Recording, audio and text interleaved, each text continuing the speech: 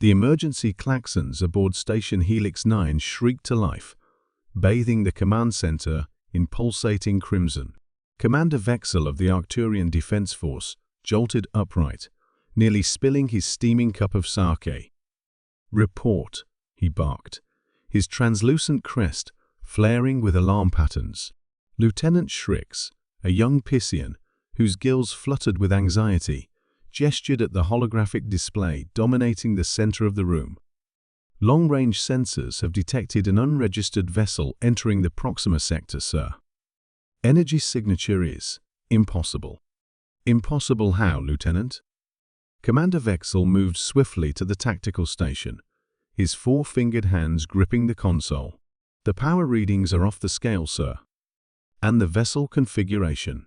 Shrix hesitated, mandibles clicking nervously. "It matches no known species in the galactic database, but it does match one entry in the mythological archives." A cold sensation rippled through Vexel's spine. "Show me." The holographic display shifted, revealing a sleek, predatory vessel of gunmetal gray. Its hull was adorned with strange angular markings and what appeared to be primitive projectile weapons, alongside energy arrays of incomprehensible design. Cross-reference with the archives. The computer responded with a series of ancient images, grainy, two-dimensional renderings from a time before the Galactic Confederation. The vessel designs were unmistakably similar. "Sir," Shrix whispered, "according to the archives, this is a human warship." The command center fell silent. Humans were not real. They were bogeymen, creatures of legend used to frighten younglings, the supposed apex predators who had vanished from the galaxy eons ago, leaving nothing but ruins and warnings. "Impossible," Vexel murmured. "Humans are extinct. They destroyed themselves in their great folly over 6 millennia ago." "Sir, the vessel is changing course," another officer called out. "It's heading directly for Helix 9. Commander Vexel straightened his uniform. "Alert Central Command. Initiate defensive protocols. And open a communication channel." Captain Elena Reyes of the Earth Alliance vessel Redemption studied the alien space station with clinical interest.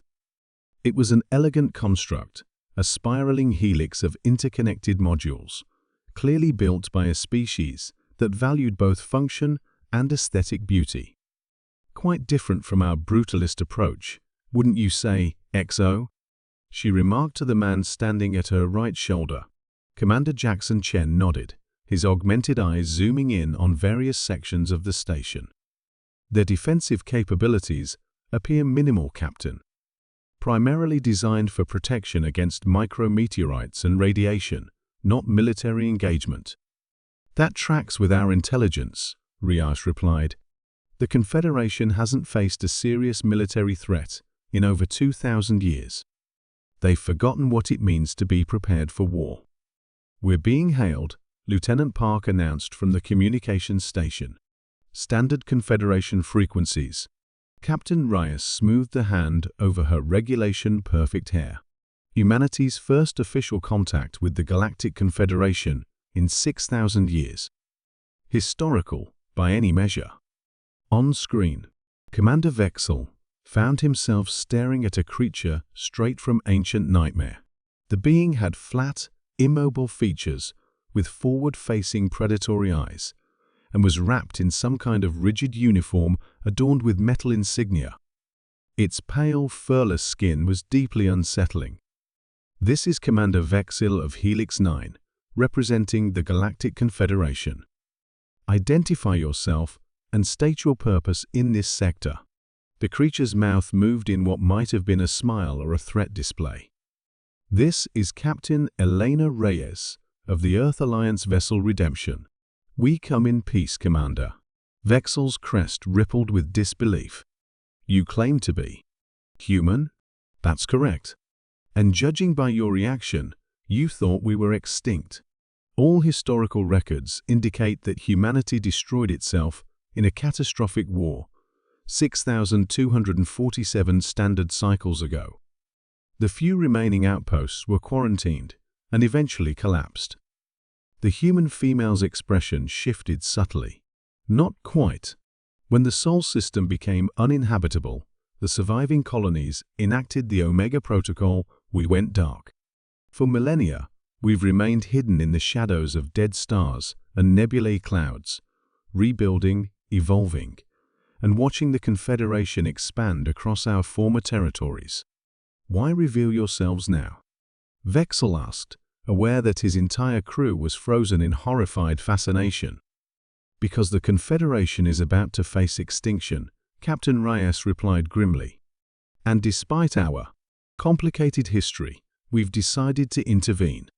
In her private ready room aboard the Redemption, Captain Reyes faced the skeptical faces of the Confederation representatives who had shuttled over from Helix 9.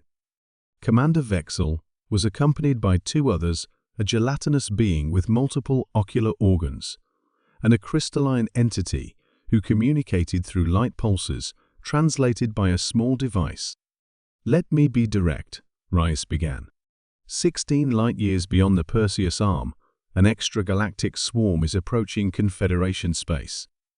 You call them the Void Harvesters. We've been monitoring them for the past century, and we've fought them before. These harvesters, Vexel said cautiously, are merely theoretical. Our scientists have detected unusual energy patterns, but they're real, Reyes interrupted, activating a holographic display. And they will be here in less than 2 standard years.